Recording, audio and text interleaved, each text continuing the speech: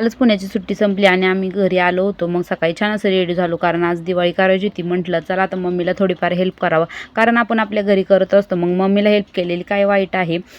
मग इथं चिवड्यासाठी मी कट करत होते आणि माझ्या शिवचा खाऊ खाण्याचा चालूच होता. मी इथं कट करत होते, पण माझं बाळ काय माझ्यापाशीच येऊन बसत होतं. मग चिवड्यासाठी सगळं व्यवस्थित कट करून घेतला आणि मग म्हटलं तळून आता पटकन चिवडा करून घ्यावा.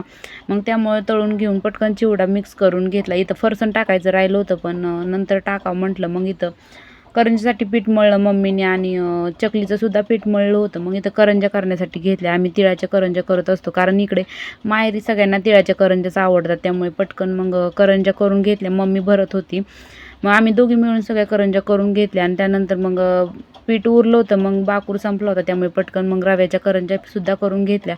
आणि ती चकलीसुद्धा चालू होती. दोघींनी आम्ही 4-5 पक्वान्न केले होते. काय काय केले नक्की बघा. चला आता भेटूया नेक्स्ट ब्लॉगमध्ये. इथंच एंड करते. Bye bye.